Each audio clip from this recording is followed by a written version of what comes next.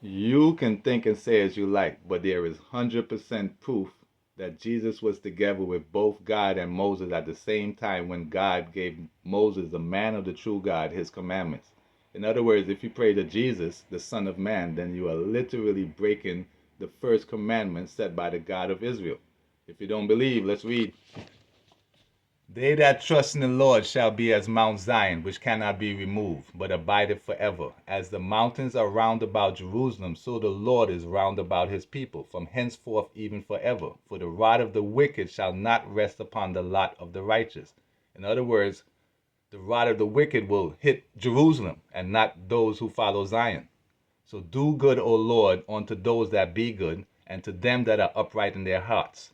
As for such as turn aside unto their crooked ways, the Lord shall lead forth with the workers of iniquity, but peace shall shine upon Israel. So let's read what's happening in Jerusalem. They stored the spoils of Jerusalem, for it was a place to lie in wait against the sanctuary and an evil adversary to Israel. Jerusalem fled because of them, whereupon the city was made an habitation of strangers and became strange to those that were born in her, and her own children left her. In other words, Zion is not Jerusalem.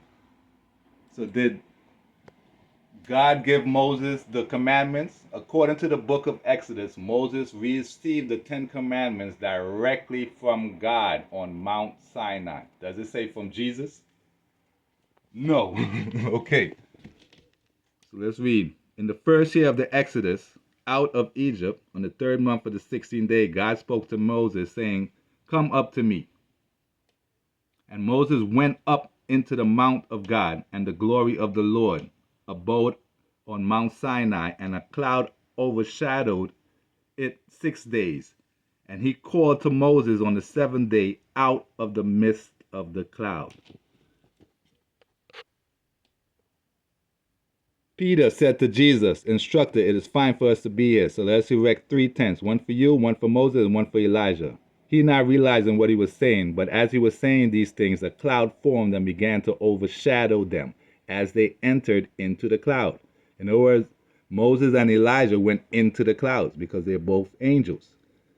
Elijah is a seraph, the highest celestial being, and Moses is a cherub.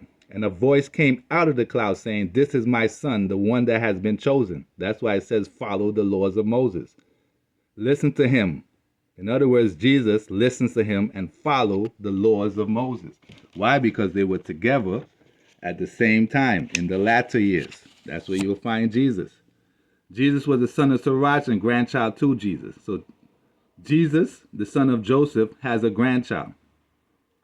So in the latter times, after the people have been led away captive and all called home again, almost after all the prophets, now his grandfather Jesus, as he himself witnesseth, was a man of great diligence and wisdom.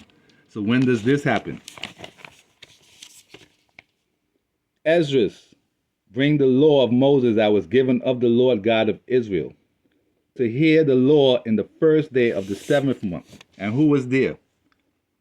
Of the sons of Jesus, the son of Joseph. In other words, Jesus, the son of Jose, who is Joseph, is there with his sons, along with the Lord God Most High, the God of hosts Almighty, also Jesus.